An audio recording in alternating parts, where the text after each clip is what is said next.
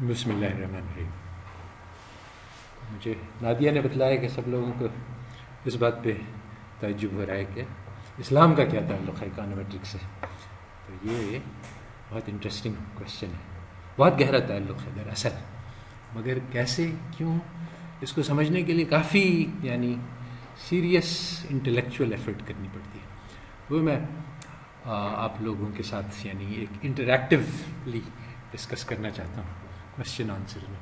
تو سب سے پہلی بات یہ ہے جو سوچنے کی ہے, وہ یہ ہے کہ دیکھیں اسلام آیا 611 کے قریب, آئی تھنک نبوت 613 611 مجھے یاد نہیں ہے عیسوی میں رسول اللہ صلی اللہ علیہ وسلم کو پہلی وحی نازل ہوئی غار حرا میں. اور وہ کیا وحی تھی؟ بہت سوچنے کی بات ہے کہ کیا اللہ تعالیٰ نے پیغام کہاں سے شروع کیا. الشیطان الرجیم, بسم اللہ الرحمن الرحیم. اقرأ باسم ربک الذی خلق خلق الانسان من علق اقرأ وربک الاکرم الذی علم بالقلم علم الانسان ما لم یعلم. اس میں بہت گہرائی ہے, مگر I don't want to distract نہیں ہونا چاہتا ہوں اپنے ٹاپک سے. تو سب سے پہلی بات یہ ہے کہ اقرا, پڑھو. تو اس کے بعد پھر علم بالقلم, اللہ تعالیٰ نے قلم تو نہیں استعمال کیا, تو یہ علم بالقلم کیوں کہہ رہے ہیں اللہ تعالیٰ, اس کی بھی ایک وجہ ہے, اس کو بھی میں اس وقت چھوڑ دیتا ہوں. علم الانسان ما لم یعلم, اللہ تعالیٰ نے انسان کو سکھلایا جو کہ وہ نہیں جانتا تھا. تو یہ اللہ تعالیٰ اس وقت تو کچھ نہیں سکھلایا تھا, مگر یہ ایک ابتدا تھی. اور وہ جو نالج دی گئی عرب کے جاہل بدوؤں کو, جو کہ خود کہتے ہیں کہ یہ ہمارا زمانہ جاہلیت تھا, وحشی تھے, اپنے بچوں کو قتل کر دیتے تھے, چھوٹی چھوٹی بات پہ لڑتے رہتے تھے, اور دنیا کی سب سے بیکورڈ قوم تھی اس وقت. اسی زمانے میں بہت ایڈوانس سویلائزیشن موجود تھا. ایسا نہیں ہے ہم لوگ سمجھتے ہیں کہ آج کل ترقی ہوگی, وہ اسٹون ایج تھا, ایسا نہیں ہے. وہاں اس وقت چین جو ہے وہ بہت ایڈوانس سویلائزیشن تھا, ان میں بہت سارے فلسفہ اور آرٹ اور لٹریچر اور ٹیکنالوجی, گن پاؤڈر, کمپس, بہت ساری چیزیں تھیں ان کے پاس, جو کہ آج بھی ان کے انوینشنز جو ہیں وہ آج بھی مفید ہیں. اور اسی طرح سے ایران کا سویلائزیشن تھا, بہت ایڈوانس تھا, سوفسٹیکیٹ تھا. اسی طرح سے ایجپٹ تھا, ان لوگ نے یہ پیرامڈز بنائے تھے, جس کی میں نے چند سال پہلے وہ ایک انجینئر کا آرٹیکل پڑھا تھا کہ یہ جو بڑے بڑے سٹونز ہیں اور یہ پرفیکٹلی کٹ ہیں ایٹ این اینگل کے, ایک دوسرے کے اوپر بیٹھتا ہے تو لائن میں ٹیڑھ ہی نہیں آتی. آج ہم لیزر ٹیکنالوجی سے یہ کام کر سکتے ہیں. لیزر ٹیکنالوجی کو کیسے اتنا ایگزیکٹ کاٹا جا سکتا ہے ہمیں نہیں معلوم. تو بہت سارے اس وقت سویلائزیشنز تھے, ایڈوانس ٹیکنالوجی تھی, ہر چیز تھی.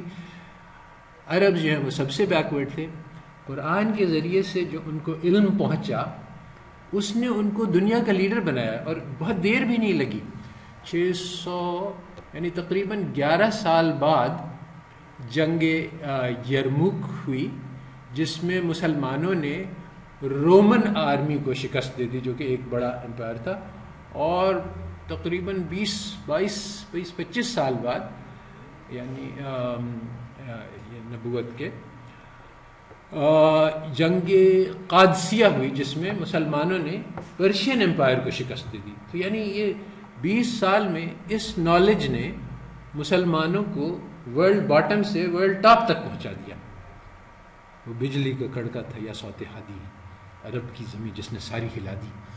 تو یہ کیا تھی, اس نالج میں کون سی چیز تھی؟ ابھی ہمارے پاس بھی وہ نالج ہے, مگر اس میں تو کوئی اثر نہیں نظر آتا.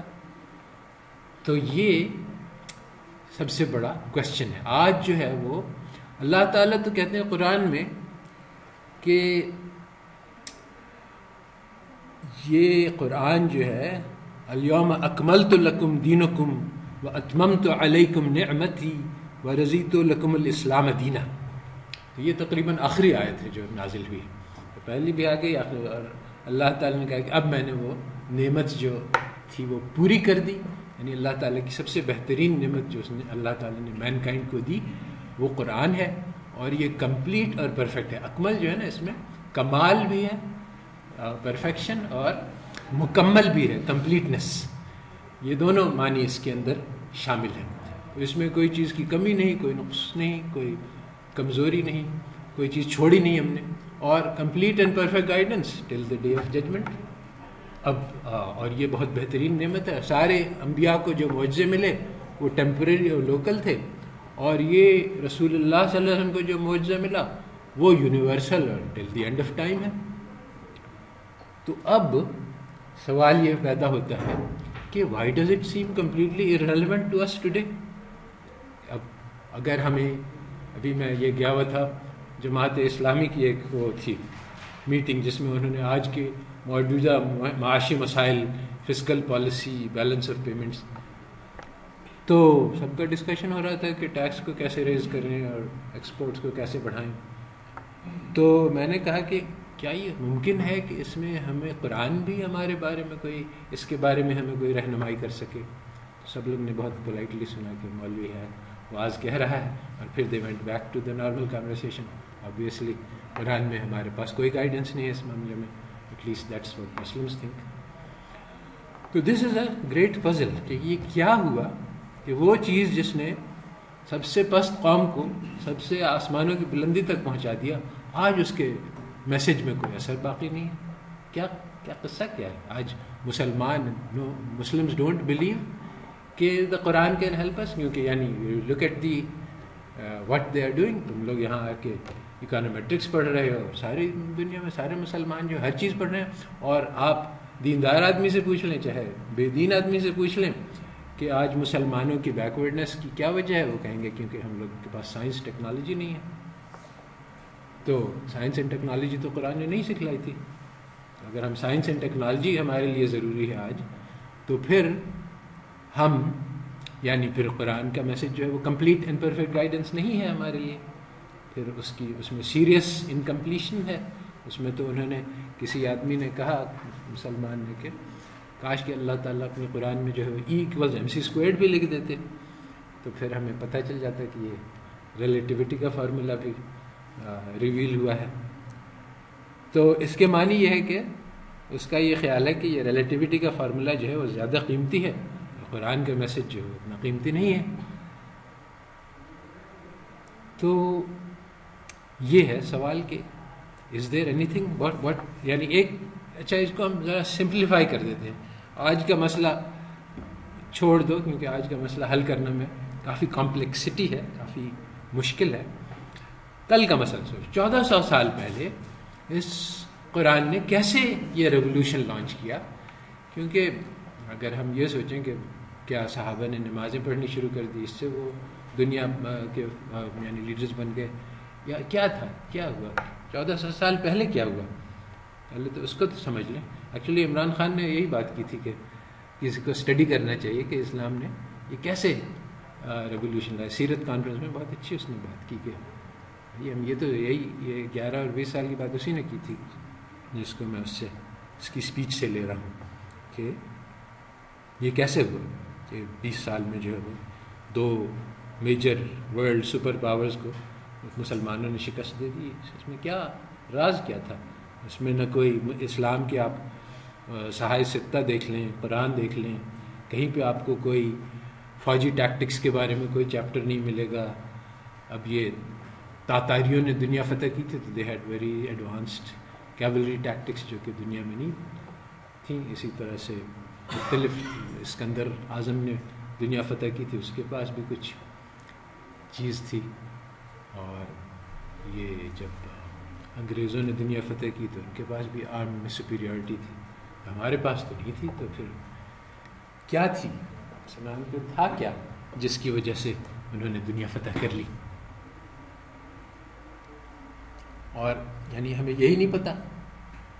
اگر ہمیں یہ نہیں پتہ تو پھر ہم یہ کیسے اسس کر سکتے ہیں کہ وہ آج ہمارے لیے ریلیونٹ ہے کہ نہیں ہے؟ اب دیکھو کہ انگلینڈ نے کسی زمانے میں دنیا کے یعنی سب سے بڑا امپائر تھا. The sun never sets on the glory of the British empire, کیونکہ ان کا ساری دنیا میں تھا، تو جہاں بھی سورج طلوع ہو رہا تھا تو کہیں نہ کہیں ان کا برٹش کی کوئی پوسیشن ہوتی تھی. تو انہوں نے اسٹڈی کیا، بہت مشہور ہے راسٹاؤز 7 اسٹیجز، جو کہ آج بھی پڑھائی جاتی ہے. انہوں نے کہا کہ کیسے برطانیہ جو ہے وہ بھی نامعلوم اور گمنام سی جگہ تھی اور بہت بیکورڈز تھے، پھر وہ دنیا کے لیڈرز بن گئے. تو کیسے بنے؟ اس نے 7 اسٹیجز بتلائے کہ انہوں نے پہلے یہ کیا، پھر دوسرا یہ کیا، پھر تیسرا یہ کیا. تو 7 اسٹیجز میں 300 سال میں انہوں نے ورلڈ لیڈر بن گئے. تو یہ اب تھیوری ہمارے یہاں پڑھائی جاتی ہے کہ وہ کون سے 7 اسٹیجز تھے، اور یہ بھی بتلایا جاتا ہے کہ ہم لوگ بھی ان 7 اسٹیجز پہ چلیں تو ہم بھی ورلڈ لیڈرز بن جائیں گے. تو مگر یہ کوئی نہیں بتلاتا کہ 20 ایئرز میں کیسے ورلڈ لیڈر بنتے ہیں، اور نہ کسی نے اسٹڈی کیا، حتیٰ کہ مسلمانوں نے بھی نہیں اسٹڈی کیا کہ ہم کیسے ورلڈ لیڈرشپ پہ پہنچے. تو this is the fundamental puzzle. اس کے بارے میں کیا خیال ہے کہ اسلام میں کون سی چیز تھی جس نے مسلمانوں کو لیڈرز بنا دیا ورلڈ کا، اور کیا وہ چیز آج بھی ہمارے لیے مفید ہے یا آج اس کے اندر ساری پوٹینسی ختم ہو گئی ہے؟ آج جو ہے وہ ہمارے لیے کوئی چارہ نہیں، وچ از واٹ مینی مسلم سے، سوائے اس کے کہ جو مغرب نے پچھلے 300 سال میں جو ترقیات کی ہیں وہ ہم سیکھیں اور اس پہ عمل کریں. تو پھر ہم ابھی تو ہم انڈیولپڈ کنٹری ہیں، اور پھر ہم ڈیولپڈ کنٹری بنیں گے. ڈیولپمنٹ کرنے کا مطلب ہی یہی ہے کہ ہم مغرب کی اتباع کریں. تو بہت بڑا کانٹرڈکشن ہے. یہ دونوں چیزیں تو ہم بلیو نہیں کر سکتے کہ قرآن جو ہے وہ پرفیکٹ اینڈ کمپلیٹ ہے، اور یہ کہ ہمیں مغرب کو فالو کرنا ضروری ہے اگر ہم ترقی کرنا چاہتے ہیں.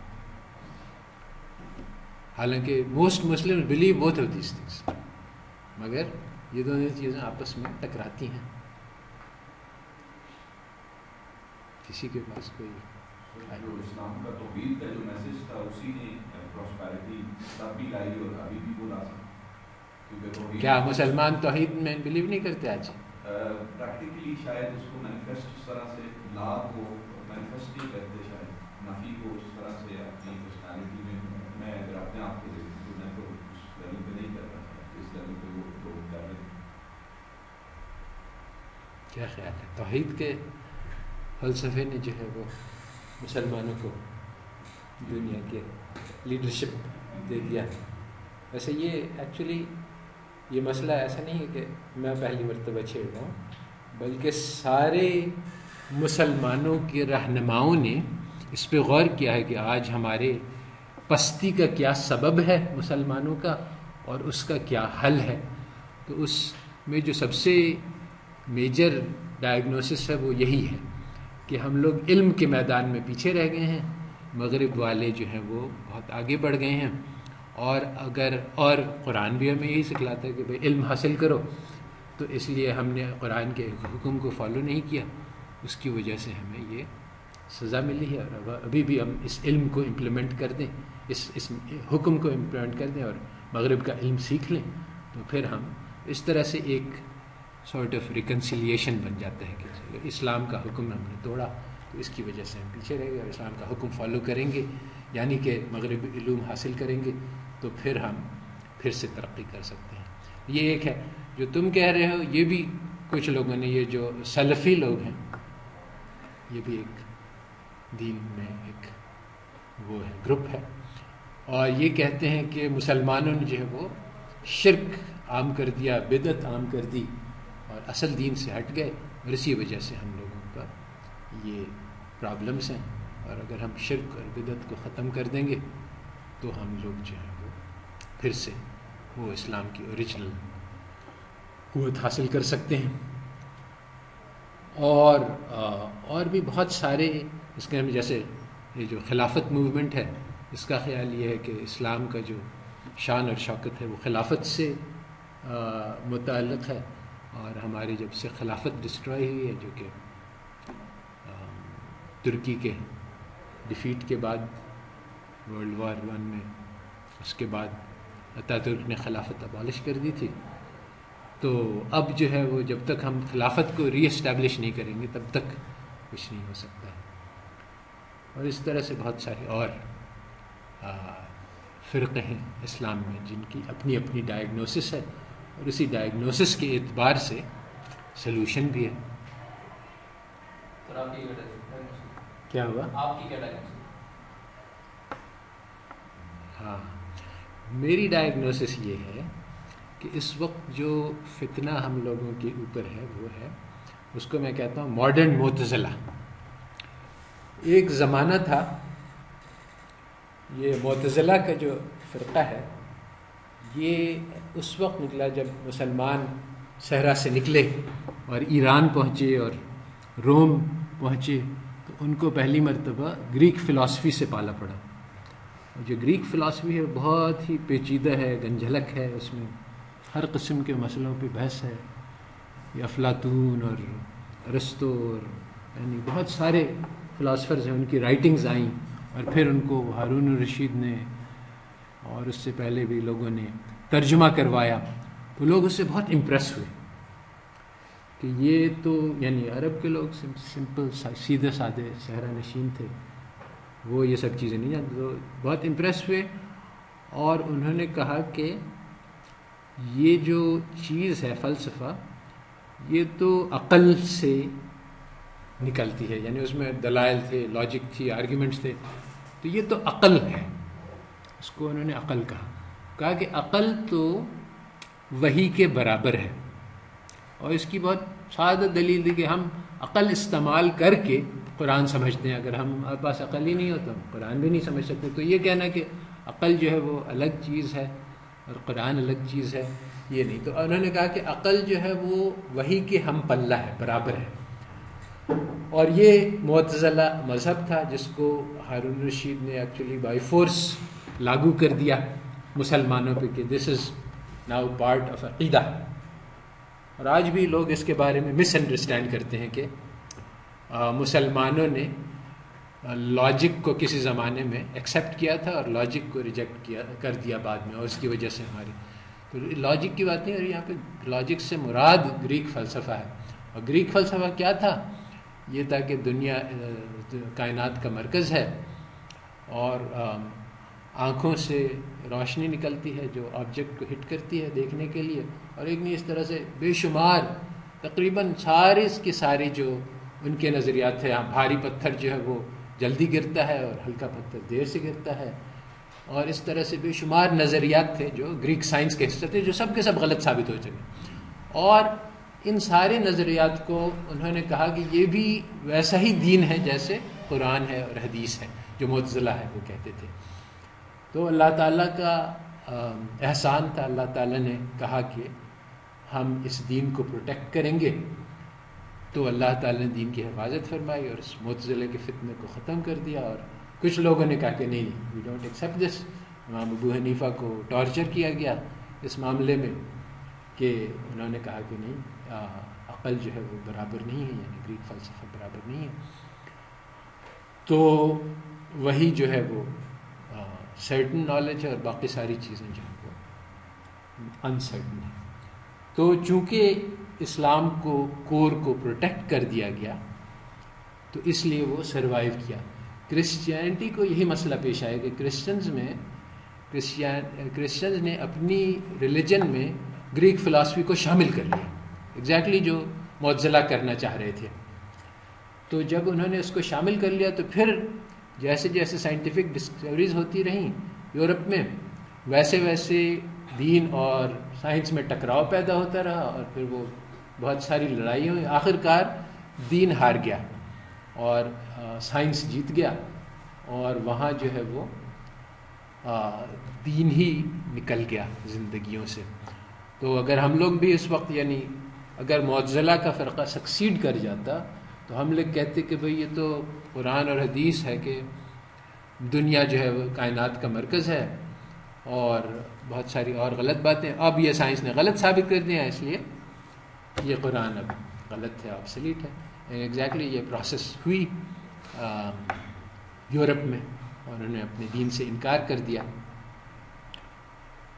تو وہ تو بچ گیا. اب آج ہم لوگ ایگزیکٹلی سیم پوزیشن میں ہیں کہ اس وقت امت کا یہ خیال ہے کہ مغربی علوم جو ہے وہ قرآن اور وحی کے برابر ہے، بلکہ ایک درجہ اس سے بلند ہے.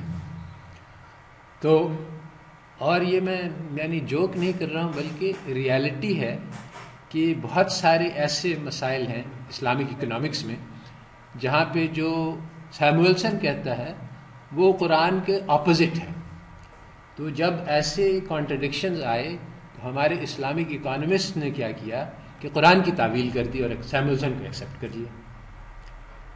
جیسے اکنامکس میں جو موسٹ فنڈامنٹل پروپوزیشن ہے وہ یہ ہے کہ انسان جو ہے وہ اپنی یوٹیلٹی کو میکسیمائز کرتا ہے. ریشنل بیہیویئر جو ہے وہ یہ ہے کہ جو بھی انسان کے اندر خواہشات ہیں اس کو پورا کیا جائے اور یعنی ساری زندگی کو اپنا مرکز بنا کے اپنا کنزمپشن اور پلیجر ڈیرائیو فرام کنزمپشن یہ انسان کا خدا ہے. تو قرآن اس کے بارے میں بہت کلیئر کٹ بتلاتی ہے کہ جو لوگوں نے اپنی نفس کو پرستش کے لیے چوز کیا وہ بالکل گمراہ ہیں اور جہنم میں جائیں گے. جس نے اپنی ہوس کو فالو کیا وہ تو اکنامکس تو سکھلاتی ہے کہ ہوس پرستی ہی جو ہے وہ اپنا یعنی ریشنل بیہیویئر ہے اور اگر کوئی یہ نہ کرے تو وہ ارریشنل ہے. اور قرآن کہتی ہے کہ یہ بالکل اپوزٹ ہے. تو اب دیر از اے ہول لٹریچر میں پوری ڈبیٹ ہے کہ کیا یوٹیلٹی میکسیمائزیشن اسلام کے مطابق ہے کہ نہیں ہے, اور بہت سارے پیپر ملیں گے جو سب اس کو ڈیفینڈ کرتے ہیں کہ ہاں یوٹیلٹی میکسیمائزیشن تو عین قرآن کے مطابق ہے. میں نے ابھی تک یہ نہیں دیکھا کسی کو اس کو کانٹرڈکٹ کرتے ہوئے کہ نہیں یہ غلط ہے. حالانکہ اللہ تعالیٰ کہتے ہیں کہ لن تنالوا البر حتی تنفقوا مما تحبون, کہ تم بھلائی تک اس وقت تک نہیں پہنچ سکتے جب تک تم اس چیز کو خرچ نہ کر دو جو تمہیں سب سے زیادہ محبوب ہے. یعنی کہ اپنے نفس کو جھٹکا دو کہ جو تمہیں سب سے زیادہ پسند ہے اس کو دوسروں کو دے دو. یہ یعنی منیمائز یوٹیلٹی کہہ سکتے ہیں کہ قرآن میں لکھا ہوا ہے. مگر مسلمانوں کو یہ نظر نہیں آتا. اس لیے نظر نہیں آتا کیونکہ وہ علامہ اقبال نے کہا ہے کہ خیرہ نہ کر سکا مجھے جلوہ دانش فرنگ, سرما ہے میری آنکھ کا خاک مدینہ و نجف. تو جب مسلمانوں کی آنکھیں جو ہیں وہ مغرب کے علوم کے ظاہری بریلینس سے چندھیا گئیں تو پھر ان کو اپنی قرآن سمجھ میں نہیں آتی ہے. تو حدیث میں آیا تھا کہ اسلام اجنبی بن کر آیا تھا اور اجنبی بن جائے گا. تو ایسا ہی ہے کہ آج مسلمان اسلام کیا ہے یہ نہیں سمجھتا. اور ایک اور حدیث میں ہے کہ ما من قرآن الا رسمہ, کہ کچھ نہیں رہ جائے گا اسلام کا سوائے اس کا نام, کچھ نہیں رہ جائے گا قرآن سوائے اس کی تحریر. تو ایسا ہی ہے آج کہ قرآن جو ہے وہ اس کی رائٹنگ تو باقی ہے مگر اس کا معنی سمجھنے والے بہت کم رہ گئے ہیں اور عام طور پہ لوگ نہیں سمجھتے ہیں. اور اسی طرح سے اسلام جو ہے وہ صرف نام میں باقی ہے. آج ہم پوچھیں کہ بھئی اسلام ہمیں کیا سکھلاتا ہے, جیسا کہ میں نے پوچھا وہاں جماعت اسلامی والوں سے کہ بھئی آج کے جو ہمارے معاشی مسائل ہیں اس کے بارے میں اسلام ہمیں کیا سکھلاتا ہے, تو کوئی جواب کسی کے پاس نہیں تھا. اسلام ہمیں کچھ نہیں بتلاتا. تو اسلام ہمیں اکانومیٹرکس کے بارے میں کیا سکھلاتا ہے, کچھ نہیں بتلاتا. نہیں, دیٹس ناٹ ٹرو. تو اب اس کو کیسے ہم یہاں تک پہنچیں کہ اسلام ہمیں اکانومیٹرکس کے بارے میں کیا بتلاتا. میرے کئی لیکچرز ہیں اس موضوع پہ. میرا فرسٹ آف آل جو میرا انٹروسٹیٹس کا پہلا لیکچر ہے ان لوگ نے دیکھا ہے نا, اس میں نے ڈسکس کیا ہے. اگر اس سے ہم زیادہ آگے بڑھ سکتے ہیں کہ اصل میں اب جو ہے ہم لوگ چونکہ اس دلدل میں پھنس گئے ہیں مغرب کے, تو اب ہمیں انہی کا تجزیہ کرنا ہوگا. یہ زہر اب دل میں ہے تو جب اگر زہر نہ ہو تو پھر اس کا تجزیہ کرنے کی ضرورت نہیں. تو اب اس کا تجزیہ کہ زہر کس طرح کا ہے, یہ تو اب اس کے لیے ایک بہت مؤثر تدبیر یہ ہے کہ بجائے اس کے کہ ہم آئیڈیا کو لیں اور اس کو جج کریں کہ یہ آئیڈیا صحیح ہے کہ غلط ہے, ہم یہ دیکھیں کہ یہ آئیڈیا وجود میں کیسے آیا. تو اس کو کہتے ہیں ہسٹری آف تھاٹ, کہ یورپ میں سوچنے کے انداز کی تاریخ دیکھی جائے. کیونکہ ایسا نہیں ہے کہ وہ ہمیشہ سے ان کے پاس اکانومیٹرکس رہی ہے, بلکہ اکانومیٹرکس ایک نیا وضع شدہ سائنس ہے، تو یہ کیوں وضع ہوا اور اس کے پیچھے یعنی کیا محرک تھا، کیا فائدہ تھا، تو اس کو سمجھنے کے لیے بہت گہری نالج چاہیے ہوتی ہے، جو کہ عام طور پہ مسلمانوں کے پاس نہیں ہے. وہ بہت سطحی طور پہ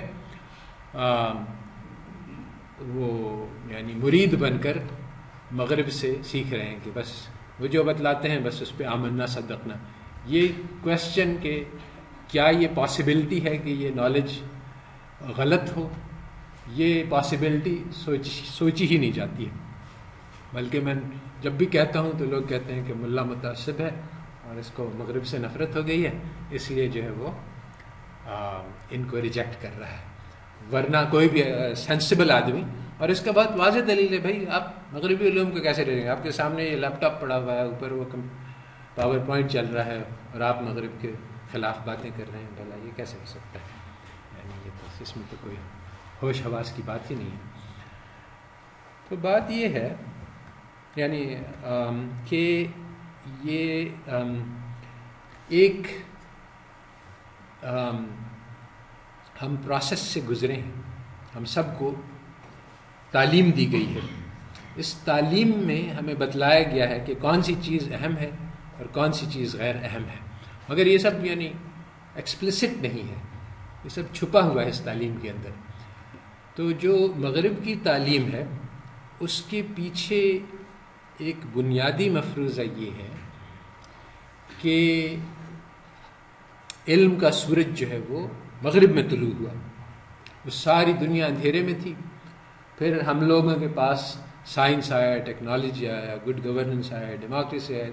دنیا میں اس وقت ہر اچھی چیز جو ہمارے پاس ہے وہ مغرب میں 16ویں صدی میں ایجاد ہوئی، اور اس کی واضح ثبوت یہ ہے کہ مغرب جو ہے وہ اس دنیا میں سب کے اوپر غالب ہے، اس کا غلبہ ہے اور حاوی ہے.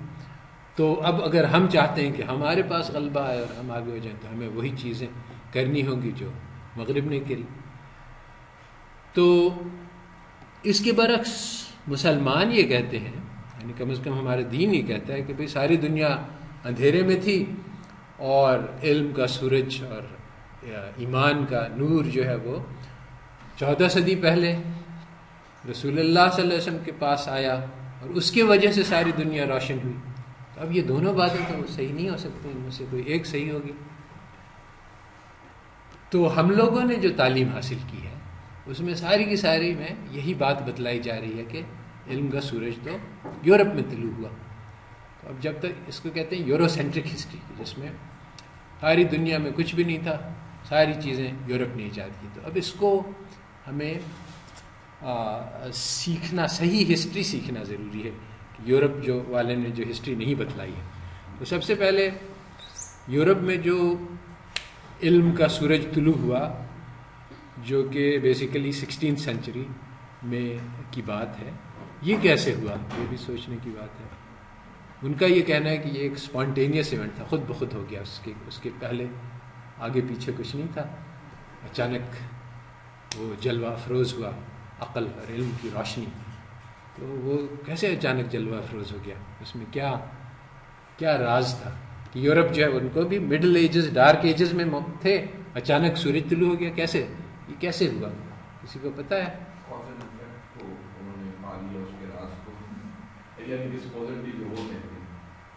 یہ تو وہ کہتے ہیں، مگر اس کی حقیقت کیا ہے؟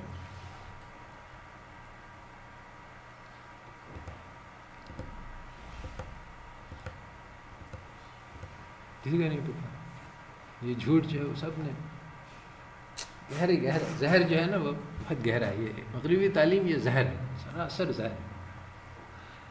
اچھا 1492 جو ہے نا وہ بہت اہم سن ہے. 1492 کولمبس سیلڈ دی اوشن بلو، یہ ہم نے سیکھا تھا اپنے ہسٹری کی سبق میں جب میں پڑھ رہا تھا. مگر اسی سن میں دو اور بہت اہم باتیں ہوئی تھیں. ایک بات تو یہ ہوئی تھی 1492 میں کہ مسلمانوں کا آخری قلعہ کرناتا جو ہے وہ فال کیا تھا، اور مسلمانوں کی بے شمار لائبریریز تھیں اندلس میں، اور مسلمانوں کی تہذیب جو ہے وہ بہت ایڈوانس تھی. بہت ہی زیادہ ایڈوانس تھی اس زمانے کے مطابق، بلکہ ان کے پاس ایسے انوینشنس تھے، واٹر کلاس تھے، جو ابھی بھی لوگوں کو ان کے راز نہیں پتہ ہے. تو وہ جب فال کی تو لاسٹ قلعہ تو یہ یورپینز کے ہاتھوں ایک یعنی بیش بہا خزانہ ہاتھ آ گیا. لاکھوں کتابیں تھیں مسلمانوں کے کتب خانے میں جو ڈاکیومنٹڈ ہیں. تو پہلی مرتبہ ان کے پاس کتابیں آئیں جو ان کو پڑھنا نہیں آتا سوائے پادریوں کے، اور نہ ان کے اس پہ کوئی ذوق تھا. تو فرسٹ یہ ساری کتابیں چرچز میں آئیں. اسی زمانے میں پھر وہ آکسفورڈ یونیورسٹی قائم ہوئی اور ان کے پاس ایک پورا کتاب تھا. عربی 100 سال تک یورپ میں انٹلیکچوئل لینگویج رہی. اور القانون جو ہماری کتاب تھی، اور اسی طرح سے میڈیکل کتابیں، ساری کتابیں ہماری انہوں نے پڑھی اور ان کو سمجھنے کی کوشش کی. یہ کانسیپٹ آف سائنس یہ انہوں نے ہم سے لیا. اور مزے کی بات اور حیرت انگیز بات یہ ہے کہ اس دن سے لے کر آج تک ان کو یہ نہیں سمجھ میں آیا کہ سائنس کیا چیز ہے، بلکہ ابھی بھی یعنی ایک ٹیکسٹ بک ہے بہت مشہور جس کا نام ہے what is this thing called science, اور آج بھی پڑھائی جاتی ہے. اور اس میں انہوں نے 19 مختلف یعنی وہ بتلائے ہیں موقف کہ سائنس یہ ہو سکتا ہے، یہ ہو سکتا ہے، یہ ہو سکتا ہے، کسی پہ اتفاق رائے نہیں. اور اس کی ایک راز ہے، اس کی ایک وجہ ہے جو میں اپنے بعض لیکچرز میں بتلائی بھی ہے. تو سب سے پہلی بات تو سب سے فنڈامنٹل میتھ کہ ان کے پاس علم جو ہے وہ مسلمانوں سے پہنچا. گویا کہ وہ جو نور تھا جو قرآن کے ذریعے سے آیا تھا، اسی نور نے یورپ کو بھی روشن کیا. یہ بہت اہم بات ہے سمجھنے کی کہ اس وقت یعنی مگر ان لوگوں کو اسلام کی یعنی بعض فروعی تعلیمات حاصل ہوئی. یہ نہیں ہے کہ انہوں نے پورا اسلام سمجھ لیا، بلکہ جو اصل ہے وہ تو ان تک پہنچا ہی نہیں اور ابھی بھی نہیں پہنچا. مگر اس کی بعض یعنی جو نان اسینشل نان پیریفرل چیزیں تھیں وہ انہوں نے لے لی اور اس نے ان کو بہت ترقی کر دی. مگر جو اصل چیز ہے وہ ابھی تک نہ وہ حاصل کر سکتے ہیں نہ، مگر افسوس کہ ہم بھی اسے بھول گئے. بہرحال تو جب انہوں نے اس قسم کی دنیاوی ترقی کی تو اس کے بعد پھر ایک لمبی چوڑی ہسٹری ہے جس کی تفصیل میں جانا اس وقت مراد نہیں ہے کہ انہوں نے ساری دنیا پہ قبضہ کیا. اور ساری دنیا پہ قبضہ کیوں کیا یہ بھی ایک بہت اہم مضمون ہے جس کو میں نے ایکسپلین کیا ہے کسی اور جگہ پہ اور ابھی اس میں جانا مقصود نہیں ہے. تو جو قبضہ ہے اس کو سمجھنے کی ضرورت ہے کہ جو یورپ نے ساری دنیا پہ قبضہ کیا تو ہم لوگ یہ سمجھتے ہیں ہمیں یہی کہ وہ ہتھیار تھے ان کے اور وہ ان کی آرمیز تھیں، مگر دراصل جو ہے نا قبضہ جو ہے وہ دماغی ہوتا ہے. ہمارے خیالات پہ قبضہ کر لیا انہوں نے. تو وہ جس چیز کو اچھا سمجھتے ہیں ہم اسی کو اچھا سمجھنے لگے، وہ جس چیز کو برا سمجھتے ہیں اس کو وہ ہم برا سمجھنے لگے، اور جس چیز کو وہ علم کہتے ہیں اس کو ہم علم کہنے لگے. تو اب جو سب سے یعنی کروشل بات ہے وہ یہ ہے کہ ہم جس چیز کو علم کہتے ہیں وہ کمپلیٹلی ڈفرینٹ ہے اس چیز سے جس کو وہ علم کہتے ہیں. اب ان کے نزدیک علم کی تعریف یہ ہے کہ وہ ہمیں اس دنیا پہ قبضہ کرنا سکھلاتے ہیں. اگر اس علم کے ذریعے سے ہم ایٹم بم بنانا سیکھ لیں تو یہ علم ہے. اگر ہم کہیں کہ میں تمہیں ایک چیز سکھلاتا ہوں جس سے تمہارا دل نرم ہو جائے گا، اس میں تمہاری انسانوں کی محبت پیدا ہو جائے گی، تو کہیں گے یہ تو علم نہیں. کبھی پڑھا آپ لوگ نے اپنے اتنی ساری کیمسٹری کے ایسا بھی کوئی علم ہے؟ مگر قرآن میں پڑھیں اللہ تعالیٰ اس کو بتلاتے ہیں کہ بھئی ان لوگوں کے دل تو سخت ہو گئے ہیں، اتنے سخت جتنے کہ وہ پتھر بھی نہیں ہوتا. تو دلوں کا سخت ہونا، دلوں کا نرم ہونا یہ قرآن میں ہے، مگر یہ ویسٹ کے کتاب سے علم ہی نہیں ہے. تو تو اب اگر ہم ویسٹ کی تعریف جو ہمیں سکھلائی گئی ہے کہ یہ علم اس کو کہتے ہیں کہ فزکس آئے، کیمسٹری آئے، بایولوجی آئے، تو ہم دیکھتے ہیں کہ اچھا بھائی قرآن میں کہاں پہ فزکس ملتی ہے، کہاں پہ کیمسٹری ملتی ہے؟ قرآن میں تو کوئی علم ہی نہیں، کیونکہ ہم نے علم کی تعریف وہ ایکسیپٹ کر لی. اب ہمارے نبی کریم محمد صلی اللہ علیہ وسلم نے علم کی کیا تعریف کی، وہ ایک الگ ہی بات ہے، اور اس میں بہت ساری تفصیل ہے، اور اس میں یعنی میں نے کچھ لیکچرز بھی ہیں اس موضوع پہ اور کچھ آرٹیکلز بھی ہیں کہ اسلام نالج کس چیز کو کہتا ہے. مگر اگین اس کو ہم لوگ بریفلی یہ کہہ سکتے ہیں کہ رسول اللہ صلی اللہ علیہ وسلم نے بتلایا کہ علم کی دو قسمیں ہیں، ایک یوزفل نالج ہے اور دعا ہے وہ آب زمزم کی کہ اللہم انی اسألک علما نافع، کہ علم نافع طلب کیا ہے، اور ایک اور دعا ہے الگ سے کہ میں آپ سے پناہ مانگتا ہوں علم لا ینفع، جو کہ نفع نہیں دیتا. تو یہ دو قسم کے علم ہیں، ایک علم جو نفع نہیں دیتا اور ایک علم جو نافع ہے. اب ہمیں یہ پوچھنے کی ضرورت ہوگی کہ یہ جو ہم پڑھ رہے ہیں اکانومیٹرکس، کیا یہ علم نافع ہے یا یہ علم لا ینفع ہے؟ اگر یہ علم لا ینفع ہے تو اس سے تو پناہ مانگی ہے رسول اللہ صلی اللہ علیہ وسلم، پھر ہم تو اس کو بالکل نہیں پڑھنا چاہیے. تو اب ویسٹ میں ایسی کوئی فرق نہیں ہے، بلکہ ایکسپلیسٹلی اگر وہ پوچھا جائے تو اس پہ بحث کرتے ہیں تو وہ کہتے ہیں کہ ایسی کوئی چیز نہیں ہے کہ جو علم لا ینفع ہو. آپ اس وقت یعنی آپ کوئی بھی چیز پڑھیں، آپ پڑھیں کہ آپ سیکھیں کہ تتلی کے پر میں کتنے بال ہوتے ہیں، تو یہ بھی علم ہے. اب اس کا ٹھیک ہے اس وقت کوئی یوز نہیں ہمیں سمجھ میں آ رہا، مگر ہو سکتا ہے کہ بعد میں اس کا کوئی یوز نکل آئے، تو ابھی ہم اس کا فیصلہ نہیں کر سکتے کہ یہ یوزفل ہے کہ نہیں ہے. تو ہر چیز جو ہے وہ یوزفل نالج ہے، ہر چیز نالج ہے. تو اب ہم کو دیکھنا یہ ہے دراصل کہ کیسے ہمیں پتہ چلے کہ کون سی چیز نافع ہے اور کون سی چیز لا ینفع ہے. تو اس کی بھی تعریف بتلائی ہے رسول اللہ صلی اللہ علیہ وسلم کے علم نافع جو ہے وہ دلوں میں داخل ہوتا ہے. تو اب ہمیں دیکھنا ہے کہ کیمسٹری کا فارمولہ ہمارے دل میں داخل ہوتا ہے کہ نہیں. تو اگر وہ نہیں دل میں داخل ہوتا تو پھر سوچنے کی بات ہے کہ کیا یہ علم لا ینفع ہے یا علم نافع ہے. تو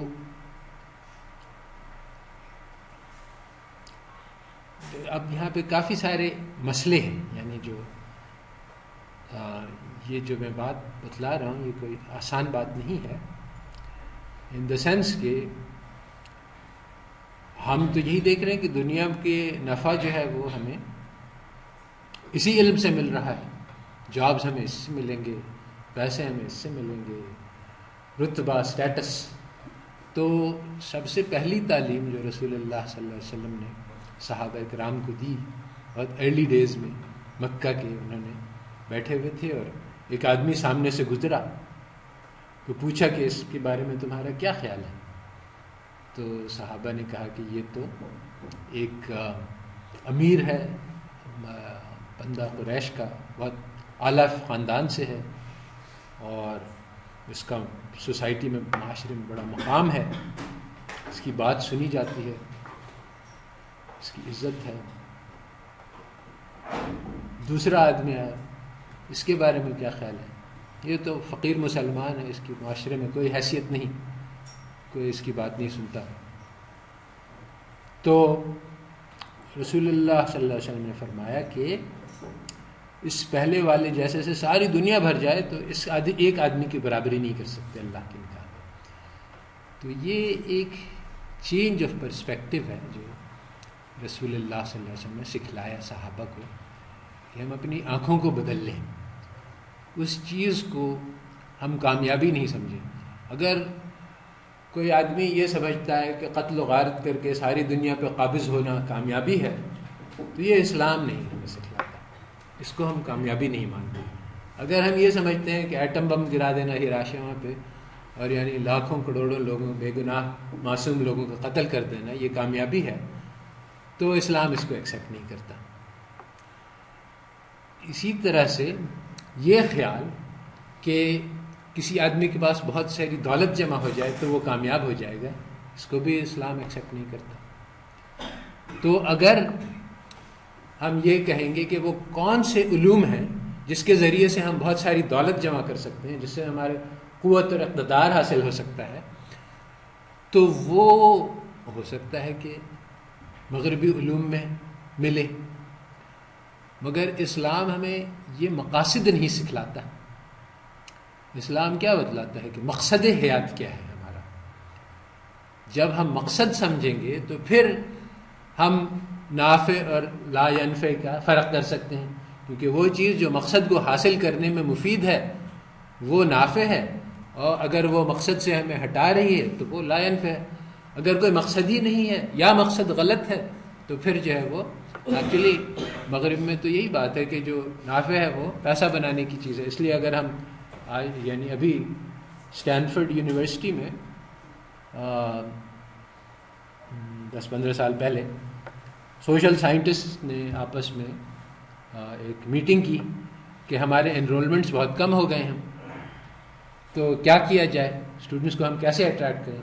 پھر انہوں نے فیصلہ کیا کہ ہم دیکھتے ہیں کہ ہمارے اسٹوڈنٹس کو کیا کیا جابز ملتی ہیں، اور ہم یہ بتلائیں کہ آپ سوشل سائنس پڑھیں، اس سے میں بھی آپ کو جاب مل سکتی ہے اور آپ کی تنخواہیں اچھی ہو سکتی ہیں۔ تو یعنی علم کا مطلب ہی یہی رہ گیا، یعنی علم سوشل سائنس تو اس لیے سے انسانی علوم ہے، اس میں یعنی انسان کیا ہوتا ہے، یعنی ہم یہ سب سیکھنے کے لیے تھا، نہیں یہ بھی پیسہ کمانے کے لیے۔ تو علم کا مقصد صرف پیسہ کمانا ہے۔ اب ہم یہ دیکھیں کہ بھائی کیا قرآن پڑھنے سے ہمیں کتنے پیسے ملیں گے؟ مل جائیں گے، ایسا نہیں ہے کہ بیکار ہے، آپ جا کے پیری مریدی شروع کر دیں، کافی پیسے مل جائیں گے۔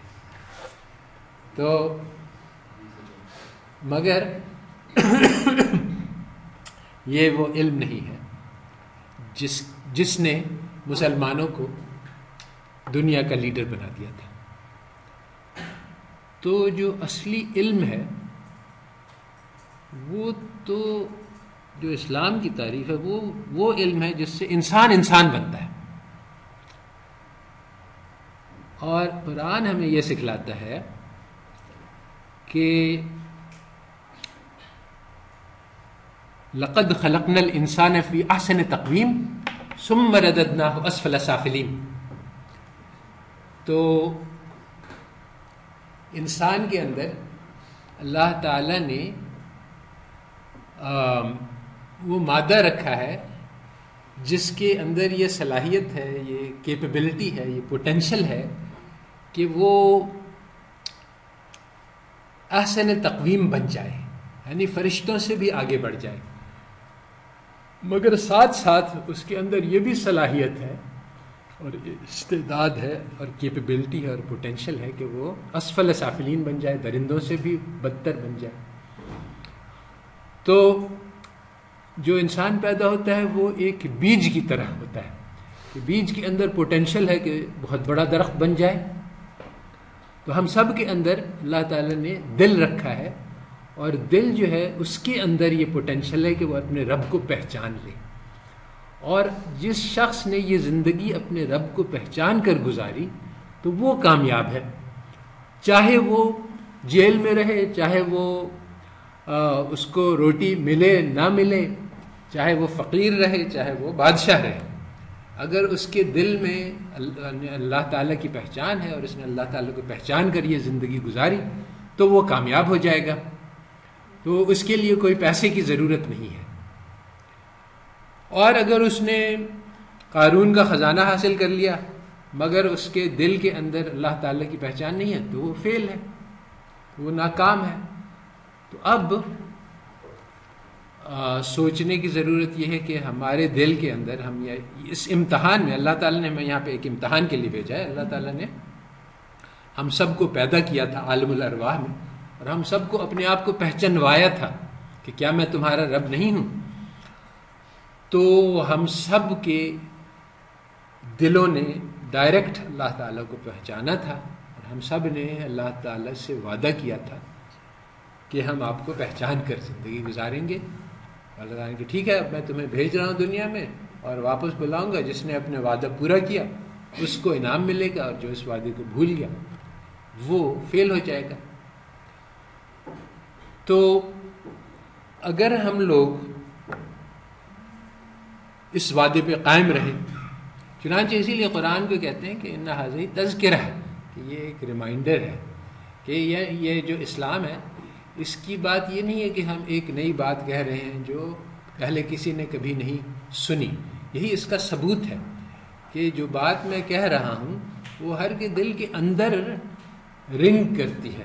کیوں؟ اس کی پہلے سے موجود ہے. اگر نہیں ہوتی تو کہتے کہ پتہ نہیں کیا عجیب عجیب باتیں کر رہے ہیں پروفیسر صاحب. اگر وہ پہلے, کیونکہ میں بات عجیب کر رہا ہوں, یعنی یہ بات کبھی کسی نے نہیں سنی ہے, تو اگر میں کوئی نئی بات کہتا بالکل ہی عجیب جو کہ غیر معروف ہوتی تو لوگ کہتے کہ پتہ نہیں کیا بات ہو رہی ہے.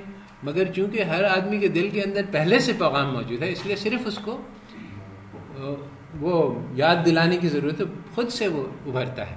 اگر یہی اس کی اسلام کی طاقت ہے کہ یہ پہلے سے ہر انسان جو ہے وہ دین الفطرہ پہ پیدا ہوتا ہے. ہر بچہ جو پیدا ہوتا ہے اس کے دل میں اسلام پہلے سے موجود ہے. اسی لیے وہ حق اور باطل کا فرق جانتا ہے. اسی لیے ہمارے دلوں میں برائی کے لیے نیچرل کراہت موجود ہوتی ہے. البتہ وہ آدمی برائی کرتا رہے تو وہ ختم ہو جاتی ہے, جیسا کہ حدیث میں آیا کہ اس کے دل پہ سیاہ دبا لگ جاتا ہے اور پھر آہستہ آہستہ دبا لگ جاتا ہے تو پھر وہ.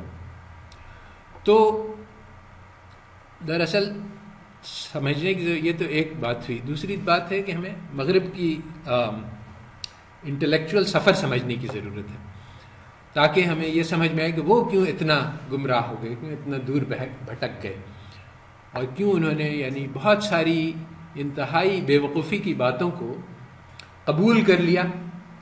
اور چونکہ انہوں نے قبول کر لیا اس لیے چونکہ ہم ان کے سامنے سجدہ کیا ہوا, اس لیے ہم نے بھی اس کو قبول کر لیا. مثلا اب اکنامکس جس نے بھی پڑھی ہے اس نے یہ پڑھا ہے کہ بھائی ہم جو کنزیومر تھیوری پڑھی ہے کہ ہم اپنی خریداری کیسے کرتے ہیں. تو اگر ہم جا رہے ہیں دکان میں اور ہم ٹماٹر خرید رہے ہیں تو اکارڈنگ ٹو اکنامک تھیوری ہماری یہ خریداری کا ڈیسیجن اس طرح سے ہوتا ہے کہ ہم ایک ملٹی ویریٹ فنکشن لیتے ہیں اور اس کے فرسٹ آرڈر ڈیریویٹیوز نکالتے ہیں اور پھر اس میں انکم کنسٹرینٹ ڈالتے ہیں اور پھر اس کو سالو کرتے ہیں اور اس سے ہم پتہ چلاتے ہیں کہ اچھا مجھے اب 17.5 اونس ٹماٹر خریدنا چاہیے. اب یہ مضحکہ خیز بات ہے, اس کا حقیقت سے کوئی تعلق نہیں ہے. تو کوئی آدمی یہ بات سنائے تو ہمیں ہنسنا چاہیے بجائے اس کے کہ ہم اس کو اپنی نوٹ بک میں لکھیں اور اس کو یاد کریں اور اس پہ محنت کریں کہ اس کو سیکھنے کی. یہ بہت بڑے حکمت والی بات ہے. اور ایسا نہیں ہے کہ یہ لوگ خود اس کو نہیں پہچانتے. یہ رابرٹ سولو کہتا ہے, جو خود نوبل پرائز ونر ہے, لوکس کے بارے میں جو ایک اور نوبل پرائز ونر ہے, کہ اس کی تھیوری ایسی ہیں جیسے کسی پاگل خانے میں کوئی آدمی ہو.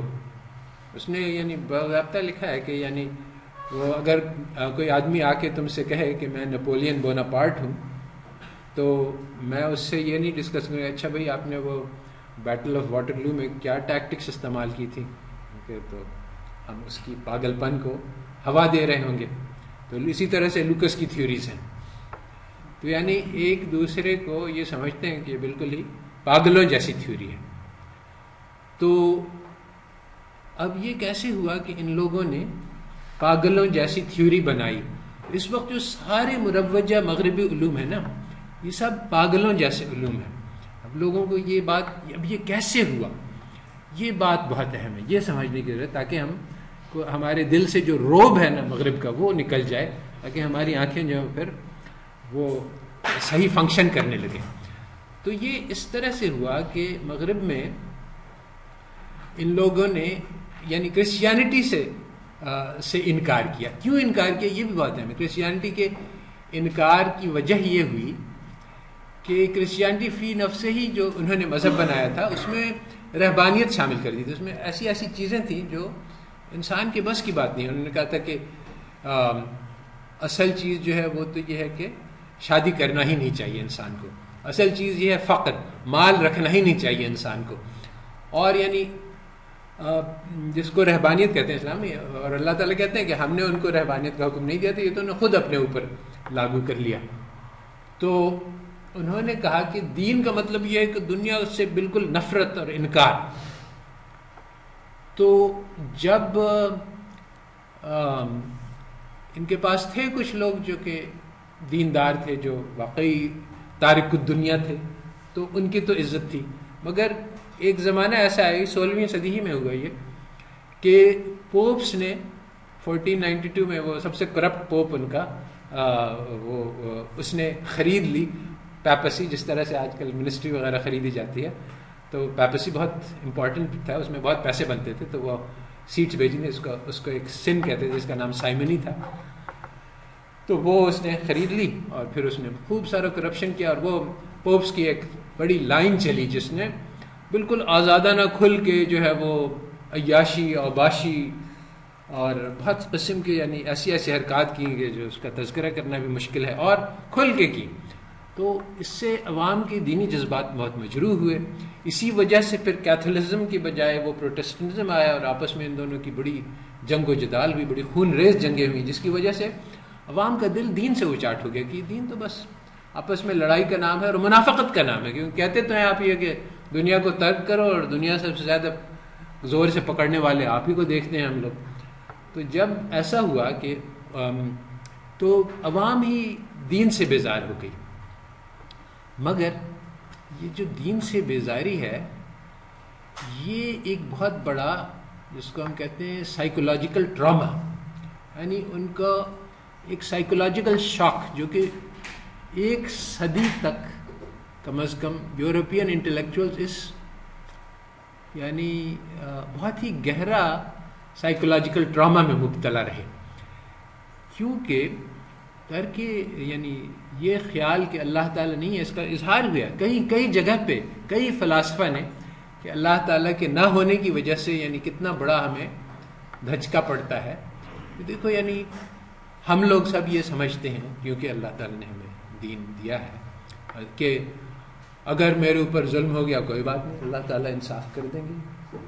اور اگر میں بہت ہی مجبور ہوں، میرے اوپر بہت ظلم ہے، تو میں آدھی رات کو رو کے اللہ تعالیٰ کو بتلاؤں تو اللہ تعالیٰ مجھے کم از کچھ نہیں تو میری دل کی تسلی کر دیں گے. اور ایسا ہوتا بھی ہے. تو ہمارا کوئی ہے، دیکھنے والا ہے، سننے والا ہے، جاننے والا ہے. ہم اپنی تاریکی میں، اندھیرے میں، اکیلے میں، دل کے اندر بھی کچھ سوچتے ہیں، وہ بھی اللہ تعالیٰ دیکھ رہا ہے. تو ہمارے ساتھ ہر وقت ہمارا مددگار ہے. تو ہمارے لیے یہ دنیا میں ہر غم کا مداوع ہے کہ کوئی بات نہیں، دنیا تو چند دن کی دنیا ہے، اور کچھ بھی ہو جائے ہم اس کو برداشت کر لیں گے. آخرت میں اللہ تعالیٰ سے ہم جو بھی ہے وہ معاملہ ہوگا اس کے ساتھ. وہ اصل چیز ہے. ذالک فوز الکبیر، اس دن کی کامیابی اصل کامیابی ہے. اس کے برعکس وہ ایتھیسٹ برٹرینڈ رسل نے لکھا ہے کہ آپ جو بھی کر لیں، چاہے آپ ہیرو ہوں، چاہے آپ ولن ہوں، چاہے آپ بہترین کارنامہ کریں، چاہے آپ بدترین کام کریں، کوئی بھی دیکھ رہے نا، کسی کو کوئی پرواہ نہیں. This world is universe is called cruel, ظالم ہے، سرد ہے، کوئی دیکھنے والا نہیں. سوچنے کی بات ہے کہ یعنی کوئی بھی میری پرواہ نہیں کرتا. تو یہ کتنا یعنی دردناک خیال ہے. اور اس نے کہا ہے کہ لوگ یعنی اتنا دردناک خیال برداشت نہیں کر سکتے. تو دین جو ہے وہ دراصل بزدلوں کا دین ہے، کیونکہ وہ حقیقت کا سامنا ہے. بہت کڑوی اور تلخ حقیقت ہے یہ دنیا، اور اس کا ہم سامنا نہیں کر سکتے. یعنی جو بزدل ہیں، تو ہم کہتے ہیں ہم ایک افسانوی خدا بنا لیتے ہیں تاکہ ہمیں اس دنیا کا یعنی جو حقیقت تلخ ہے اس کو سامنا نہیں کرنا پڑے. یہ اس کا کہنا ہے. بہرحال ایک اور چیز جو اس سے نکلتی ہے کہ اللہ تعالی نہیں ہے، اور یہ کائنات ایک خودکار کائنات ہے، کہ زندگی بے معنی ہے. کچھ بھی کر لو. ایک یعنی کسی نے کہا، ایک ناول میں لکھا ہے کہ کاکروچ کا پخانہ تھا جو کسی نے راکٹ میں ڈال کے دنیا کو بھیج دیا، اور اس میں چونکہ آرگینک مٹیریل تھا، اس سے جو ہے وہ انسان پیدا ہوا، یعنی آہستہ آہستہ ایوولوشن کرتے کرتے، اور یہی ہے ہماری حقیقت.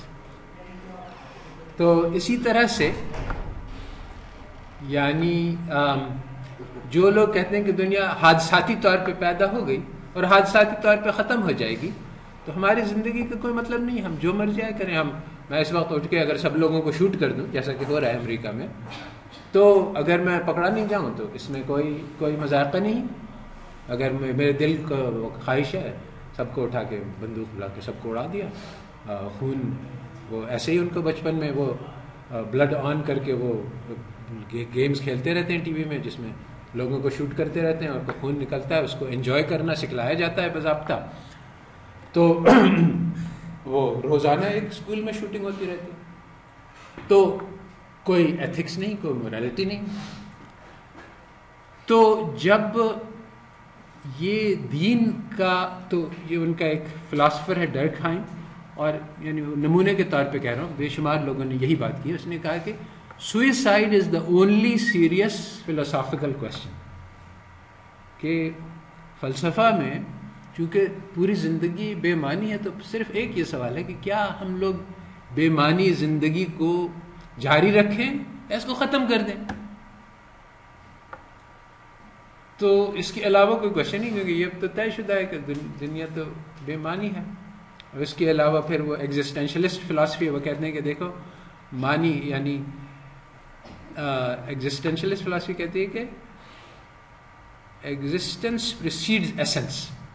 چھوٹا سا فارمولا ہے کہ پہلے ایگزسٹنس یعنی پہلے ہست ہم لوگ وجود میں آتے ہیں، اس کے بعد ہم معنی پیدا کرتے ہیں. تو یعنی جو بھی زندگی کا مطلب ہے وہ میں خود بناتا ہوں، جس کا مطلب یہی ہے کہ میں خود خدا ہوں. اور یہ کہتے ہیں ایکسپلیٹلی کہ یعنی زندگی کا مقصد کیا ہے وہ میں بتلاؤں گا، اور اچھی چیز کیا ہے یعنی گناہ کا کام کیا ہے، اور ثواب کا کام یہ میرا فیصلہ ہوگا. تو سارے یعنی دین جو ہے وہ میں ہوں، خدا میں ہوں. یہ ایگزسٹینشلزم کا مذہب ہے. اور اگر کوئی اور نہیں ہے، وہ ایک فلم ہے اس میں آیا کہ دیکھیں I have discovered that I am God. کیوں؟ کیونکہ جب میں دعا مانگتا ہوں تو I find that I am talking to myself. تو یہ جب زندگی کا بے مطلب ہونا انہوں نے دیکھا تو پھر اس سے ان کو ایک سائیکولوجیکل بہت بڑا دھچکا لگا، اور اس دھچکے کے بعد انہوں نے علم کو تعریف ایک نئے طریقے سے وضع کی. And that is what lead to modern day econometrics. علم کی انہوں نے تعریف یہ کی کہ دیکھو ہم لوگ سب اس دھوکے میں آ گئے تھے کہ ایک اللہ ہے اور اس کا وجود ہے، اور وہ کس طرح سے یہ دیکھو، اور حالانکہ اب ہمیں پتہ چلا سائنسی تحقیق سے کہ خدا کا کوئی وجود نہیں ہے. تو اب ہم آئندہ اس قسم کے دھوکے سے کیسے بچ سکتے ہیں؟ تو انہوں نے کہا کہ دیکھو صرف اپنی عقل پہ اعتبار کرو، اور صرف اس چیز کو پہ اعتبار کرو جس کو چھو سکتے ہو، گن سکتے ہو، شمار کر سکتے ہو، اور دل کی بات پہ کبھی نہ جانا، یہ بہت دھوکہ باز ہے. تو اب آپ یہ سوچیں، یہ ڈیکارٹ کہتا ہے، جو فادر آف ویسٹرن فلاسفی ہے، کہ I think therefore I am. اب یہ سوچنے کی بات ہے کہ یعنی یہ پاگلوں والی بات ہے دراصل، کہ آدمی اس بات پہ غور کر رہا ہے کہ میرا وجود ہے کہ نہیں ہے. تو یعنی میرا دل دھڑک رہا ہے، اس سے مجھے پتہ چل گیا کہ میرا وجود ہے. اب وہ اس کو کیا تکلیف ہوئی کہ وہ عقلی دلیل سے اپنا وجود ثابت کرے؟ تو بات یہی کہ اس نے کہا کہ اب ہم دل کی بات کو نہیں مان سکتے کیونکہ دل ہمیں دھوکہ دیتا ہے. تو اب ہم دل کو، اپنے تجربات کو، ان سب چیزوں کو نکال دیں، صرف اب ہم عقل کو تسلیم کریں گے. تو اب عقلی دلیل سے ہم ثابت کرنا چاہتے ہیں کہ میرا وجود ہے. اب بڑی مشکل ہے، کیونکہ اگر آدمی ذرا بے وقوف ہے تو پھر وہ تو سڈنلی وہ غائب ہو جائے گا. ارے ابھی تک موجود ہو، غائب نہیں ہوئے. تو جو جس ہم ابھی ایگزام لیتے ہیں جس کا اسکور 60 سے نیچے ہوگا وہ اچانک گم ہو جائے گا کیونکہ اس کا ایگزسٹنس ہی ختم ہو جائے گا. I think therefore I am. یہ دیکھو یہ کہلایا جاتا ہے Descartes father of European philosophy. کیا بات کر رہا ہے, یعنی ایسی بات جس پہ بچہ ہنسنے لگے, مضحکہ خیز. اور یہ جو ہے وہ یعنی اس کے اوپر ساری ویسٹرن نالج اور فلاسفی بنی ہوئی ہے. اب جو اصل نالج ہے وہ دل ہی کی نالج ہے, اور وہ انہوں نے اپنے اس سے نکال دیا. اب اس کی وجہ سے یعنی شماریات کا بہت زیادہ ایمفیسس, اور یہی شماریات اسٹیٹسٹکس آ گئی, کوانٹیٹیو پہ ایمفیسس ہوئی, آبزرویبلس پہ ایمفیسس ہوئی. چنانچہ یہ پورا جو آپ کا ریویلڈ پریفرنس تھیوری ہے یہ پوری کی پوری اسی چیز کے بارے میں ہے کہ ہماری دل کی خواہش ہے, جو پسند ہے, جو یوٹیلٹی ہے, اس کے بجائے جو کہ ان آبزرویبل ہے, اس کے بجائے ہم چوائس پہ آ جائیں. تو وہ چوائس ہماری پریفرنس کو ریویل کرتی ہے. اگر مجھے ایک چیز پسند ہے اور ہمیں دو چیزوں کے سامنے ہمیں چوائس کرنا پڑے تو جو چیز پسند ہے اس کو میں چنوں گا. تو اس طرح سے ہمیں جو نہیں دیکھا جا رہا ہے اس پہ انحصار نہیں کرنا پڑے گا. یہ پوری جو 20th سینچری اس میں جو ڈومیننٹ اسکول آف سائیکالوجی رہا ہے, بڑی حیرت کی بات ہے, اس کو کہتے ہیں بیہیویئرل سائیکالوجی. وہ بھی کہتا ہے کہ دل کے اندر کی بات پہ نہیں جانا, حالانکہ سائیکالوجی انسان کی نفسیاتی وہ تو دل ہی دل ہے سارا, مگر وہ کہتے ہیں کہ نہیں, ہم صرف بیہیویئر دیکھیں گے. چنانچہ جو ٹریڈیشنل سائیکالوجی ہے جو فرائیڈین تھی اور اس کے بعد اور بھی تھے, انہوں نے کہا کہ اگر انسان کو جو ہے وہ کلاسٹروفوبیا ہے, وہ بند کمرے میں اس کو گھٹن کا احساس ہوتا ہے, تو اس کا علاج یہ کہ ہم اس سے پوچھیں گے کہ کیا تمہارا کبھی کسی زندگی میں ٹراما ہوا ہے, کسی شاید اماں نے تمہیں باتھ روم میں بند کر دیا ہو سزا کے لیے, یا کچھ اس قسم کی بات ہوئی ہو, وہ ہم وہ دیکھیں گے, پھر ہم اس کو اجاگر کریں گے, اس کو یاد دلائیں گے, پھر جب وہ آہستہ آہستہ اس ڈراما کو ریلیو کرے گا تو اس سے ڈیسینسٹائز ہو جائے گا. وہ کہتے ہیں کچھ نہیں, یہ سب فالتو باتیں ہیں جو بیہیویئرل ہے. وہ کہتے ہیں کہ دیکھو ایک ایکشن ہے, ایکشن کیا ہے کہ وہ جب بند کمرے میں ہوتا ہے اس کو گھٹن کا احساس ہوتا ہے, تو ہم ایسا کرتے ہیں کہ ایک بہت بڑے کمرے میں ڈالتے ہیں جہاں اس کو گھٹن کا احساس نہیں ہو رہا ہے, اور اس کو ٹافی شافی دے دیتے ہیں, تو اس کا پازیٹیو ری انفورسمنٹ ہو جائے گا. پھر آہستہ آہستہ اس کمرے کو تھوڑا سا بند کرتے ہیں تو اس سے گھٹن کا احساس اس کا بڑھے گا, اس کو ہم کاؤنٹر ایکٹ کر دیتے ہیں کسی پازیٹیو اسٹیمولس سے, آہستہ آہستہ ٹھیک ہو جائے گا. ہمیں اس کی سوچنے کی ضرورت نہیں کہ دل کے اندر کیا ہے. تو یہ بیہیویئرل سائیکالوجی ہے. یہ سارا کا سارا اسی مسئلے پہ ہے کہ, اور پھر یہ آئی کیو ٹیسٹ ہے, یعنی ہم سب جانتے ہیں کہ انٹیلیجنس جو ہے اس کو میجر نہیں کیا جا سکتا, اس کو کاؤنٹ نہیں کیا جا سکتا. یہ انٹیلیجنس ایسی چیز ہے جو وہ کوالٹیٹیو ہے, مگر نہیں اب کوالٹیٹیو پہ کوئی ہمیں اعتبار نہیں جب تک ہم اس کو گن نہیں سکیں. اس کے عقل 99 ہے, اس کی جو ہے وہ 147 ہے. تو اب جو ہے پتہ چلا لیا کہ عقل کیا ہے. یہ بیوقوفی کی بات ہے دراصل, اس میں کوئی عقل مندی نہیں ہے, مگر دنیا اسی پہ چل رہی ہے. اسی طرح سے یہ جو نمبرز ہم لوگ شمار کرتے ہیں, سوچنے کی بات ہے کہ آپ نے پی بی ایس کا پریزنٹیشن دیکھا, ہم نے جی این پی کے نمبرز کمپائل, اس میں بے شمار غلطیاں ہیں. اب سارا کا سارا ملک کے یعنی ترقی کا دار و مدار ہے کہ یہ نمبر اس سال کیسا ہے اور اگلے سال کیسا ہے. کیا اس میں کوئی عقل ہے بھئی؟ اس ملک میں یعنی ہزاروں لاکھوں چیزیں ہو رہی ہیں, بہت سی کام کی چیزیں ہو رہی ہیں, بہت سی نقصان کی چیزیں ہو رہی ہیں, انسان بن رہے ہیں, انسان بگڑ رہے ہیں. کیا اس کا کوئی تعلق نہیں ہماری معاشی ترقی سے بھی؟ مگر جو اکانومکس ہے وہ یہی سکھلاتی ہے. اب ہم اکانومیٹرکس جو ہے یعنی انتہا درجے کی بیوقوفی کی چیز ہے. اب جو یعنی آپ وہ اٹھا کے دیکھ لیں, یعنی ایک نہیں 20 نہیں 100,000 تھیسس آپ اٹھا کے دیکھ لیں. ایم فل اکانومیٹرکس تو خیر ہوتی نہیں کہیں پہ, یا اکنامکس میں لے لیں تو وہ کیا کہے گا کہ اچھا does women empowerment help G D P. تو بھائی آپ نے ایک یعنی ایسے ہی اونگی بونگی سیریز بنائی جس سے آپ وومن امپاورمنٹ میجر کر رہے ہیں, جس سے آپ کو پتہ ہے کہ بھائی وومن امپاورمنٹ ہمیں پتہ ہے کیا ہوتا ہے, ایک لفظ ہے, اس کا مطلب ہے, مگر یہ ایک نمبر سے تو نہیں ہمیں پتہ چل سکتا ہے کہ پاکستان میں وومن امپاورمنٹ کتنا ہے. مگر ہم اس کے نمبر بنانے 10-15 اور 10-15 جی این پی نمبر کا, دونوں کا ایک ریگریشن رن کر لیں گے, ہاں بھائی وومن امپاورمنٹ سے 10% GNP میں ترقی ہو جاتی ہے. یعنی یہ مذہب کا خیز بات ہے، مگر یعنی اتنے ہم لوگ مرعوب ہیں مغرب سے کہ اس قسم کی یعنی ہنسنے والی بات کو ہم لوگ لکھتے ہیں، پڑھتے ہیں، اسٹڈی کرتے ہیں اور ایک دوسرے کو بتاتے ہیں، سمجھاتے ہیں.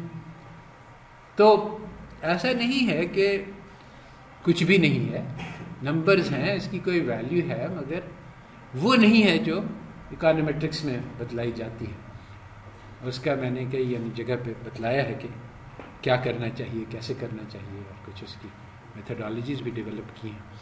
اور یہ جو ہم نے انٹروسٹیٹس کورس پڑھایا ہے، اس میں خاص طور پہ ہم نے وہ چیزیں جو کام کی ہیں نمبر سے کرنے کی، جو پہلا پارٹ آف کورس ہے وہ پیورلی نمبر کو دیکھنا سیکھنا، کیونکہ ساری کی ساری جو تھیوری ہے نا وہ سب غلط ہے. تو مگر نمبرز بذات خود کچھ نہ کچھ بتلاتے ہیں، کیونکہ اس پہ پورا اعتبار ہم نہیں کر سکتے. جو حقیقت ہے وہ ہمیشہ چھپی ہوئی ہے، اور یہی بات مغرب والوں نے نہیں سمجھی ہے، سائنس کے بارے میں بھی اور اکانومیٹرکس کے بارے میں. تو جو ان لوگوں کا جو اکانومیٹرکس ہے نا وہ سارا کا سارا آئی think therefore I M ہے، یعنی صرف ہم نمبرز پہ دیکھیں گے. اگر ہمیں پتہ چلانا ہے کہ FDI پاکستان میں کیا کرتا ہے تو ہم FDI کے نمبرز لے کے اور GNP کے نمبرز لے کے ریگریشن رن کر دیں گے. اب اگر ہم اپنی عقل استعمال کریں بجائے یعنی اپنا سر جو ہے وہ مغرب کے سامنے سجدہ سے اٹھائیں، تو ہم سوچ سکتے ہیں کہ بھائی FDI کیا ہوتا ہے. وہ باہر کے لوگ آتے ہیں، اپنے پیسے انویسٹ کرتے ہیں. اگر ہمیں پتہ چلانا ہے اس کا کیا اثر ہوتا ہے تو ہم کیسے کریں گے؟ ہم لوگ جا کے دیکھیں گے کہ بھائی کس نے کتنے پیسے لگائے ہیں، کہاں لگائے ہیں، جا کے اس کو اسٹڈی کریں گے کہ اس کا کیا اثر ہوا. اس میں کوئی نمبر نہیں آئے گا. اس میں ہم جا کے وہ فیکٹری پہ جائیں گے جو لگائی ہے ناروے والوں نے، اور دیکھیں گے بھائی یہ آپ نے کب لگائی، اس میں کتنے پیسے لگے، اس سے کتنے جابس جنریٹ ہوئے. یہ ساری چیزیں ہم دیکھیں گے تو ہمیں پتہ چل جائے گا کہ FDI کا اور پھر سارا اس کا یہ ہم اپنی عقل پہ پردہ ڈال دو گے تو پھر ٹھیک ہے، تو تم 2 نمبر لگا کے اس میں آپس میں ریگریشن لگا کے کچھ کرو گے. تو اپنی عقل استعمال کرنے کا یار، تو پھر وہ جو ہے نا پتہ چلے گا کہ یہ اکانومیٹرکس پورا ایک بے وقوفی کی بات ہے. اب جون رابنسن نے کہا تھا کہ we learn economics not in order to study کہ یہ سسٹم کیسے کام کرتا ہے، but in order to avoid being deceived by economists. اسی طرح سے ہم کو بھی اکانومیٹرکس پڑھنا ضروری ہے، کیونکہ وہ جو پرکنز کی کتاب ہے کنفیشنز آف این اکنامک ہٹ مین، تو یہی بات ہے کہ لوگ آ کے لمبے چوڑے نمبر ڈال کے اور کمپیوٹر میں ڈال کے بڑے بڑے فارمولا لگا کے سب لوگ اس کے سامنے سجدے میں گر جاتے ہیں کہ وہ یہ تو اس نے بڑی توپ بات کر دی، تو اب جو ہے وہ ایسا ہی ہوگا کہ ہم ایکسچینج ریٹ کو بڑھائیں گے تو اس کا یہ اثر ہوگا. حالانکہ کچھ نہیں، ان کا ماڈل بالکل ہی جعلی ہے اور اس کے ریزلٹس ہی بالکل جعلی ہیں. تو جب مگر وہ یہ کہتے ہیں تو پھر اب ہمارے پاس کوئی جواب نہیں، ہم سب صرف منہ تکتے رہتے ہیں، اور تو پھر ہم اس کی پالیسی فالو کرتے ہیں. تو اب کوئی کہے کہ نہیں بھائی تم نے یہ ماڈل جو رن کیا ہے اس میں یہ اسمپشن غلط ہے، اس کو ہم یہاں پہ تھوڑا سا بدل دیں تو اس کا رزلٹ فلانے کے بجائے فلانا ہو جاتا ہے. پھر وہ کہیں گے کہ یعنی ہم کہیں گے تمہارے سارا ماڈل غلط ہے، تو وہ کہیں گے مولوی صاحب اپنی مسجد میں جا کے بیٹھیے، یہ آپ کی بس کی بات نہیں. تو کمپیوٹر کا نام جانتے ہیں، یہاں پہ دیکھیں گے سوئچز ہیں وغیرہ وغیرہ، تو اس قسم کی بات ہوگی. تو جب کوئی آدمی اس کو جانتا ہے پھر کہے کہ ہاں دیکھو یہ تمہارا ماڈل بالکل جعلی ہے اور اس کا دوسرا ماڈل میں نے بنایا، اس کے ہم نے کوئی اور رزلٹ نکالی، پھر کہیں گے اصل میں تو یہ سارے ماڈل ایسے ہی ہیں. خیر، تو پھر اس وقت یہ بات میں کچھ وزن ہوگا. تو اب سمجھ میں آیا کچھ کہ فزکس کو یوز کر سکتے ہیں foundation, micro foundation, micro economics کی فاؤنڈیشن ڈیزائن کرنے کے لیے؟ کیا مطلب کوانٹم فزکس نہیں کر سکتے. دیکھو بات یہ ہے، یہ بھی ایک بہت بڑی غلط فہمی، یہ بھی مغرب والوں نے پیدا کی. یہ سوشل سائنس نام ہی غلط ہے، ان دا سینس کہ انہوں نے کہا کہ صرف سائنس پہ اعتبار ہے اور کوئی چیز علم میں نہیں شمار ہے. تو اب ہم سائنس ہی لے کے انسانوں پہ لگائیں تو سائنٹیفک میتھڈالوجی انسانوں پہ نہیں لگتی ہے، کیونکہ سائنس از کنسرنڈ ود وہ چیزیں جس کی کوئی قانون ہوتا ہے کہ سورج ہے گھوم رہا ہے، اس کی ایک لا ہے، اس کی میتھمیٹکس ہے. اب انسان کا کوئی فارمولہ نہیں ہوتا، تو انسان چونکہ فری ول ہے اس کی، اگر میری مرضی آئے تو میں یہ کروں، میری مرضی آئے تو میں وہ کروں. اب کوئی فارمولہ نہیں لگایا جا سکتا ہے جس کے ذریعے سے میرا ایکشن پریڈکٹ کیا جائے. تو جب فارمولا نہیں لگتا ہے تو وہ میتھمیٹکس، وہ ڈٹرمنزم، وہ لاز، وہ ساری چیزیں بریک ڈاؤن کر جاتی ہیں. اب انسان کو اسٹڈی کیا جا سکتا ہے مگر وہ میتھمیٹیکل فارمولا سے، سائنٹیفک میتھڈ سے نہیں. وہ چیز جو کہ یعنی قرآن میں آیا کہ یہ جو ساری کائنات ہے نا یہ جبرن چل رہی ہے، اس کے پاس کوئی اختیار نہیں ہے، وہ اللہ تعالیٰ کے حکم کو ماننے پہ مجبور ہے، اس لیے وہ میتھمیٹیکل لاز کو فالو کرتی ہے. انسان کو اللہ تعالیٰ نے اختیار دیا ہے کہ فمن شاء اتخذ الی ربی، تو اختیار کی وجہ سے انسان مختلف ہے. انسان پہ وہ قانون نہیں لگے گا جو کائنات پہ لگے گا. تو ہم وہ میتھڈ جس سے ہم کائنات اسٹڈی کرتے ہیں اس میتھڈ سے ہم انسان کو نہیں اسٹڈی کر سکتے. ہمارے پاس آپشن تو صرف یہی رہ گیا کہ بیہیویئرل سے ہم اس کو انڈرسٹینڈ کر سکیں. سب سے بڑا جو آپشن ہے نا وہ یہ ہے کہ ہم اپنے آپ کو اسٹڈی کریں، کیونکہ اللہ تعالیٰ نے ہمارے نفس میں، اگر ہم انسان کو سمجھنا چاہتے ہیں سب سے پہلے اپنے آپ کو سمجھنے کی کوشش کریں. اور یعنی دیٹ از دا بیسس. اس کے بعد پھر یہ ہے کہ یعنی that is a basic model. ہر انسان میں کافی ساری سملیرٹیز ہوتی ہیں، پھر انسانوں میں ڈفرینسز بھی ہوتے ہیں. تو یہ بھی ہم اسٹڈی کر سکتے ہیں کہ کیا انسان میں کامنالٹیز. یہ بیسک طریقہ ہے. ایکچولی جو پازیٹیوسٹ ہیں ان کے بارے میں یہی کہا گیا ہے کہ ان کا جو میتھڈالوجی ہے اس کے ذریعے سے انسان یعنی ایک چیز ہے جس کو کہتے ہیں فیننگ اینستھیزیا، کہ پریٹینڈ کرتا ہے کہ وہ انسان جو ہے وہ اس کے اوپر فالج ہے، وہ کوئی اس کے سارے احساسات ختم ہو گئے ہیں. تو یعنی جب آدمی سائنٹیفک طریقے سے انسان کے بارے میں بات کرتا ہے کہ وہ یہ کیلکولیٹ کر رہا ہے تو یعنی گویا اس نے اپنے اوپر نظر ہی نہیں ڈالی کہ میں تو ایسا نہیں کرتا ہوں، میں تو کوئی روبوٹ نہیں ہوں کہ میں اگر کوئی مجھے اسٹیمولیشن دے دے تو میں اس کی طرف چل پڑوں گا، اور کوئی مجھے پنش کر دے تو میں اس کو اوائڈ کرنے لگوں گا. یہ دس از دا اسٹینڈرڈ بیہیویئرل ماڈل کہ انسان کا بیہیویئر جو ہے وہ اسٹیمولس رسپانس ہوتا ہے. جس بھی بیہیویئر کو آپ پازیٹیو ریوارڈ دیں گے تو وہ اور اس کو کرے گا، اور جس کو پنش کریں گے وہ اس کو کم کرے گا. انسان کو روبوٹ بنا دیا ہے کہ اس کو پروگرام کیا جا سکتا ہے اس طرح سے. ہم لوگ روبوٹس نہیں ہیں.